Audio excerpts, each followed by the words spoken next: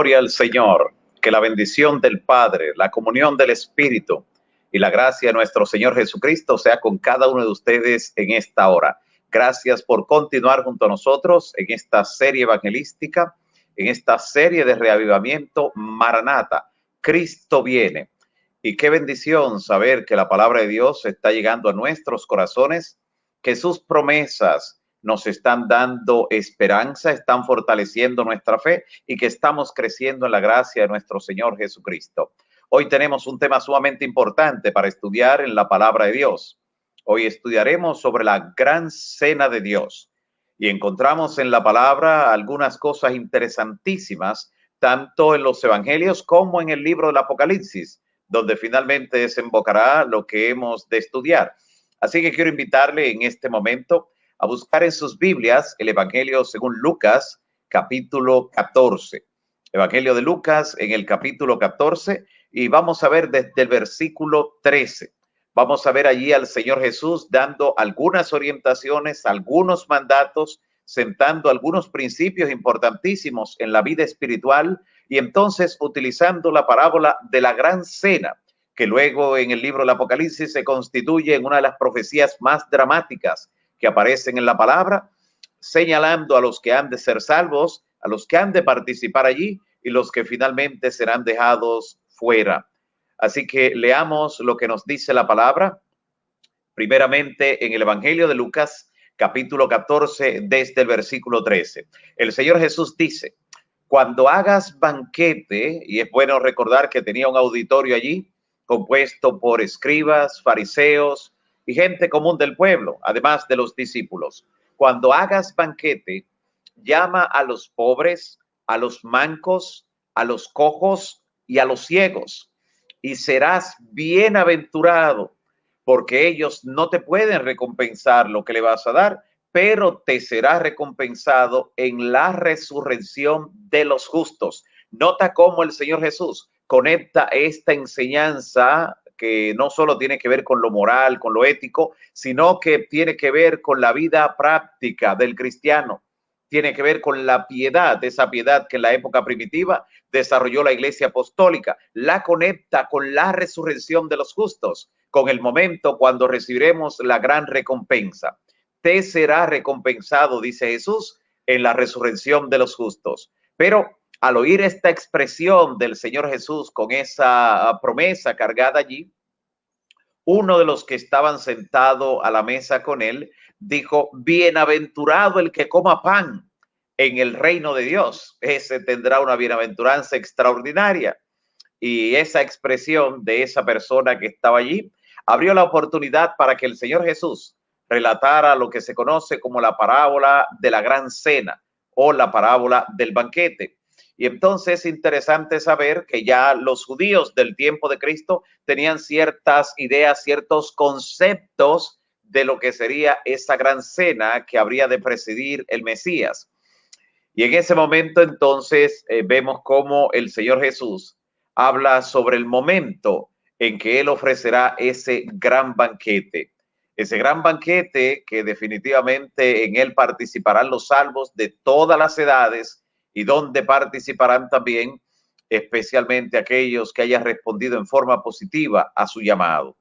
Y como este pasaje nos está hablando de ese momento, también entonces da respuesta de alguna manera a la expresión de la persona que había dicho que bienaventurado el que comiera pan en el reino de Dios, que lo hizo justamente pensando de que los fariseos, los saduceos, los herodianos, los escribas que estaban allí iban a participar.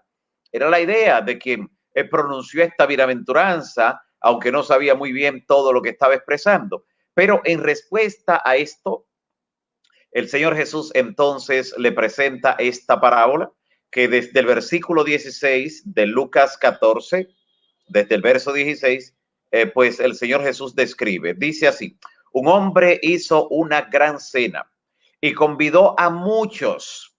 Esto nos recuerda las palabras de Jesús en Mateo 24, en ese sermón profético, donde él dice que muchos son llamados y pocos los escogidos. Y ahora dice: un hombre hizo gran cena y convidó a muchos. Y a la hora de la cena envió a su siervo a decir a los convidados: venid, que ya todo está preparado.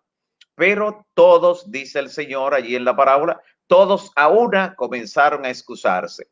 El primero dijo, he comprado una heredad, una hacienda, y necesito ir a verla. Te ruego que me excuses. Otro le dijo, he comprado 5 yuntas de bueyes y voy a probarlos. Te ruego que me excuses. Y otro dijo, acabo de casarme y por tanto no puedo ir. Así que este siervo que había sido enviado a anunciar que ya todo estaba listo, a los que habían sido invitados, regresó e hizo saber todas esas cosas a su señor. Y entonces el señor, enojado allí, el padre de familia, dice el evangelio, dijo a su siervo, ve pronto por las plazas, no pierdas tiempo, esto no se va a quedar así, no me voy a quedar con todo listo, ve pronto por las plazas, por las calles de la ciudad y trae a los pobres, a los mancos, a los cojos, a los ciegos, a todo cuanto hayes. Y dijo el siervo, bien señor, he hecho ya como mandaste después de cierto tiempo y aún hay lugar, hay espacio. Y dijo el Señor entonces al siervo, ve por los caminos y por los vallados y fuérzalos a entrar para que se llene mi casa. Dios quiere que su casa esté llena. Dios quiere que los que han sido convidados puedan finalmente llegar y que por el defecto de aquellos que convidados rehúsan venir y participar de la fiesta, de la gran cena del Señor al final, pues que los que son llamados a la hora 11ª también formen parte de esta gran celebración, de esta gran cena, para que se llene mi casa. Eso revela algo del corazón de Dios. Quiere que efectivamente el sacrificio que Cristo hizo en la cruz del Calvario, cuando llegue el desenlace final, la hora final, se vean los frutos para honra y gloria de su nombre. Dice, para que se llene mi casa, porque les digo que ninguno de aquellos hombres que fueron convidados inicialmente gustará mi cena. Ese desprecio a la invitación de Cristo, a la invitación del Padre, no será pasado por alto. Por eso dice la palabra en Hebreos capítulo 2, versículo 3, ¿cómo escaparemos nosotros si despreciamos una salvación tan grande? Es el mayor pecado, el desprecio a la invitación de Dios. Y el Señor con los brazos abiertos continúa llamando a todos aquellos que escuchan la palabra de verdad. En aquellos días en que Cristo pronunció esta parábola, cuando alguien ofrecía un banquete, se hacía una invitación inicial, así como describe la parábola, informando a los invitados que te habría un evento, que habría una gran fiesta y diciéndole la fecha. Al momento de ese primer anuncio, los invitados se expresaban si iban a acudir o no. Así que damos por sentado que todos los que volvieron a recibir el anuncio es porque habían confirmado su asistencia. Y en ese caso, entonces, ya tenían contraído un compromiso. Y ese compromiso era muy importante. Era la época en que no habían tanto esos documentos escritos, sino que la persona tenía palabra. Y cuando prometía algo, lo cumplía. No hacerlo era un terrible delito. Y aquí la cena descrita en la parábola del Señor Jesús es de grandes dimensiones, es de una connotación extraordinaria, es muy relevante por lo que veremos, porque los que han aceptado la invitación y se han preparado responden en una forma muy especial. Hasta el momento que nosotros vemos la humanidad, vemos alrededor nuestro en el mundo, muy pocas personas han aceptado la invitación que el Señor les ha estado realizando. Y claro, cuando examinamos las excusas que pusieron los que fueron convidados en la parábola y lo comparamos con las excusas que algunos ponen en esta recta final de la historia, cuando la gran cena está siendo preparada, entendemos que el ser humano no cambia mucho. Siempre se presta para poner cualquier cosa como impedimento para los bienes eternos. Note cómo en la parábola la excusa del primer convidado fue, he comprado una hacienda y necesito ir a verla. Pero quienes estaban escuchando allí la parábola sabían claramente, y quienes escucharon en el relato esa excusa sabían que era mentira. ¿Por qué sabían que era mentira? Porque nadie sería capaz de comprar una hacienda a ciegas sin haberla visto. Eso era algo insólito. Y él decir, he comprado una hacienda y necesito ir a verla, como si no la hubiese visto antes de comprarla. La excusa que definitivamente se le dio al siervo de este anfitrión fue con la intención de alguna manera de desdeñar, de insultar, de despreciar, aunque por lo menos el primer invitado pide que se lo disculpe. Pero sabemos que eso no es algo que sería válido en ese momento. Otro de los convidados en la parábola presenta la excusa diciendo: he comprado 5 yuntas de bueyes y voy a probarlos. Ese también era un pretexto muy carente de fundamento, toda vez que nadie compraba una yunta de bueyes sin haberla probado antes, y menos, no 2, 3, 5 yuntas de bueyes. Comprarlas sin haberlas revisado, esto no era algo posible. Antes de adquirir una sola, el comprador para aquel entonces en el cercano oriente iba al terreno donde estaba la persona que le vendía, preparaba los bueyes, los amarraba bien, los ataba, ataba la yunta, hacía o formaba esa yunta y araba un poco de tierra para probarlo. Como hoy, cuando alguien compra un auto y primero da algún tipo de rodamiento, algún tipo de vuelta al entorno. Así que esa segunda excusa era un invento y por tanto también un insulto a la inteligencia, al intelecto de quien le estaba realmente convidando o invitando.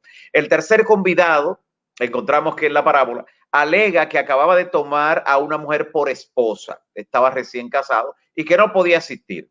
El modo mismo en que él formula este tipo de excusa es también ofensivo, sobre todo en el contexto de la cultura de esa época, ya que los varones de entonces se mostraban muy reacios a hablar así de su familia, sobre todo de una relación tan nueva en público. Y le dice a su anfitrión que a pesar de que la cena tendría lugar a una hora muy avanzada, pues tendría que ausentarse, que no podría de ninguna manera abandonar allí a su esposa. Pero este ni siquiera se toma la molestia de excusarse, sino que simplemente presenta que no va por eso, pero no envía a una disculpa como lo había hecho el primero, y eso es sumamente de una mala educación, resultaba ofensivo para el que estaba invitando, para el anfitrión. Y la primera parte de esa parábola nos dice que muchos fueron invitados a la cena, pero que todos a una pues comenzaron a evadir la responsabilidad y la palabra que ya habían dado. Los 3 que rehusaron asistir a esa gran cena son realmente un prototipo que se repite, que está presente en toda época y en todo lugar.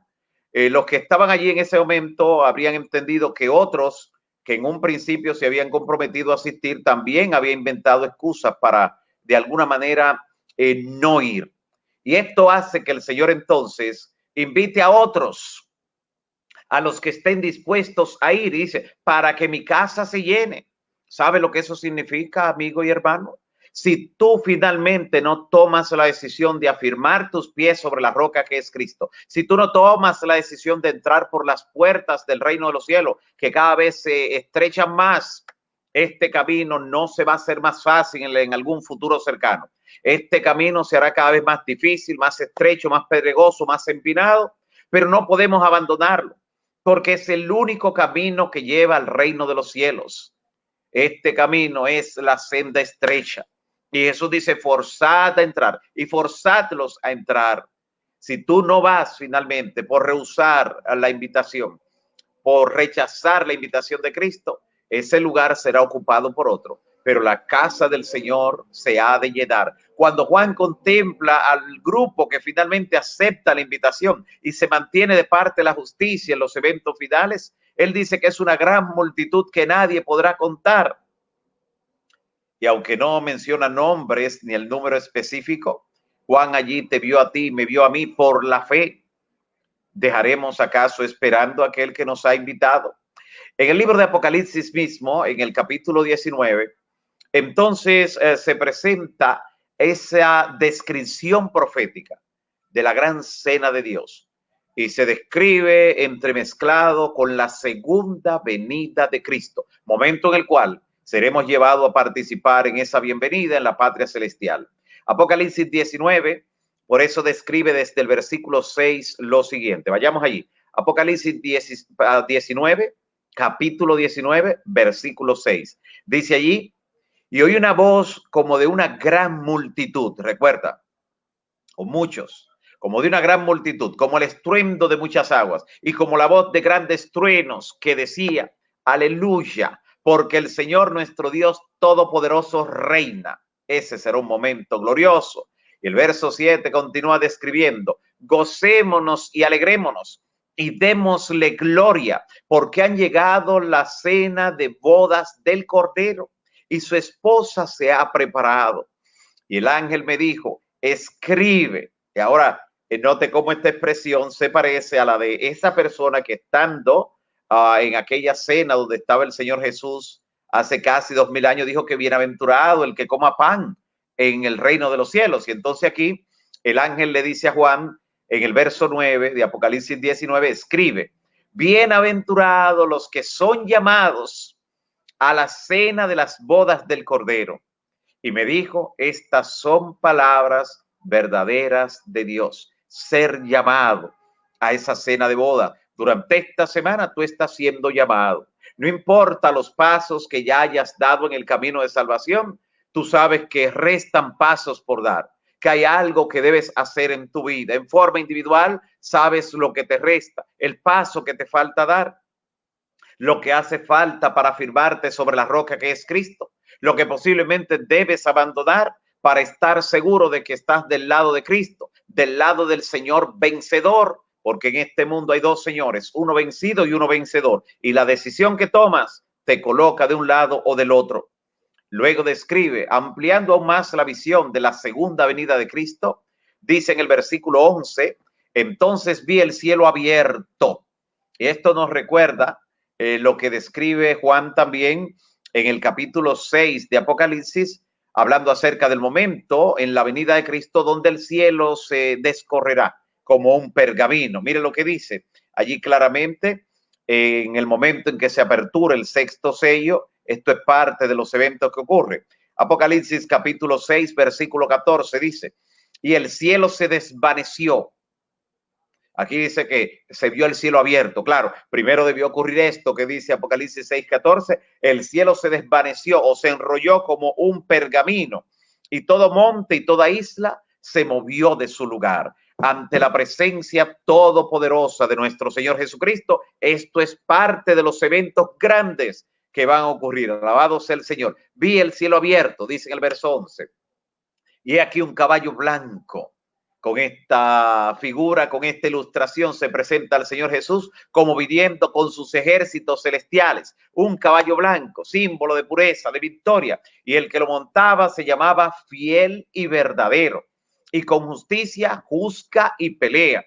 La venida de nuestro Señor Jesucristo no solo incluye rescatarnos, buscarnos, levantarnos, glorificarnos y llevarnos a la patria eterna. No solo incluye eso, viene también a dar el pago a aquellos que le han rechazado, aquellos que le han insultado, rechazando su invitación a la gran cena de bodas del Cordero, aquellos que han tenido como inmunda la sangre derramada de Cristo al rechazarla, al no darle valor.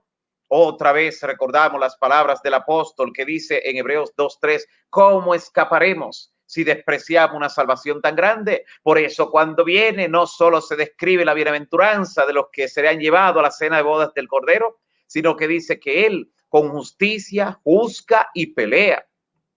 Sus ojos, dice el versículo 12, sus ojos eran como llama de fuego y había en su cabeza muchas diademas, no solo una corona, muchas coronas, muchas diademas. Y tenía un nombre escrito que ninguno conocía sino él mismo. Estaba vestido, dice el verso 13, de una ropa teñida en sangre. Y esta tintura de sangre no está representando la sangre que él derramó. En su segunda venida ya esa sangre no tendrá lugar. En su segunda venida es la sangre de los perdidos que salpica simbólicamente, según describe la profecía, sus vestidos. Por eso dice que estaba teñido en sangre. Aunque era blanca, estaba tintada en sangre de rojo. Y su nombre es el Verbo de Dios, certificando que es nuestro amado Salvador, Cristo Jesús. Y el verso 14 dice, y los ejércitos celestiales, se recuerde, millones de ángeles que le escoltarán ningún ángel quedará en el cielo. Todo ángel vendrá, dice Jesús en Mateo 25:31, cuando el Hijo del Hombre venga en su gloria y todos los santos ángeles con él, entonces se sentará en su trono de gloria. Todos los ángeles, millones de millones, componen los ejércitos celestiales que describe el verso 14, vendrán vestidos de lino finísimo, blanco y limpio, y le seguían también en caballos blancos. De su boca, hablando de la boca del Señor Jesús, sale una espada aguda. Está hablando de que la palabra del Señor, la misma palabra que ha salvado a aquellos que le han aceptado, aquellos que responden positivamente a su invitación, es la misma palabra que tendrá un carácter para condenar a aquellos que le rechazaron, y morirán los perdidos ante la venida de Cristo con el resplandor de su venida. Por eso se presenta allí con una espada aguda que sale de su boca para herir con ella a las naciones, a los que le rechazaron finalmente, y él regirá a las naciones con vara de hierro. Y dice aún más, y él pisa el lagar del vino, del furor y de la ira del Dios Todopoderoso. El lagar que estaba fuera de la ciudad, los que finalmente queden fuera de la ciudad, y solo podrán entrar aquellos cuyos nombres estén inscritos en el libro de la vida del Cordero. Los que queden finalmente fuera serán pisados como si fuera un gran lagar, y allí será el momento y el lugar de la ira del Dios Todopoderoso, como describe la Biblia.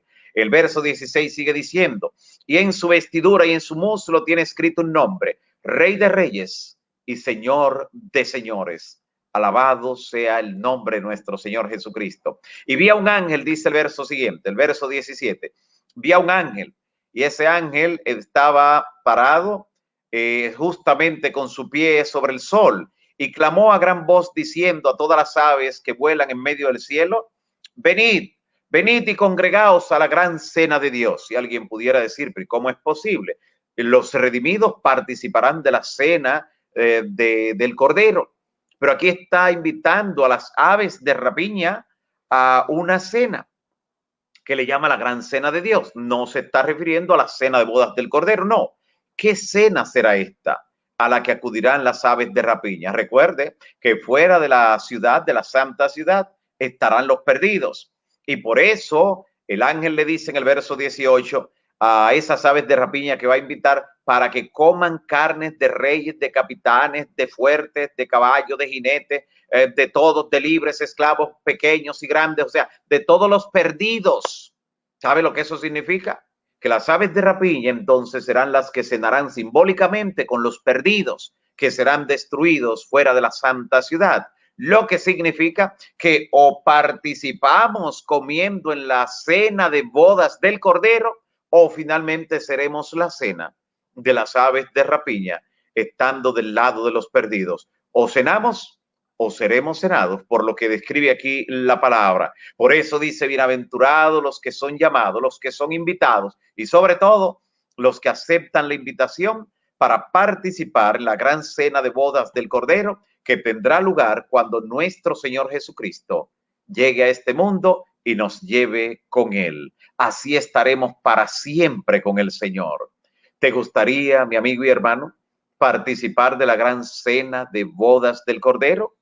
Simplemente tienes que aceptar. El Señor Jesús te está invitando en esta hora, y a través del mensaje de su palabra, a través del estudio de esta noche, el Señor te está invitando. El Señor quiere contar con tu presencia en la cena de bodas del Cordero. Solo tienes que decir acepto.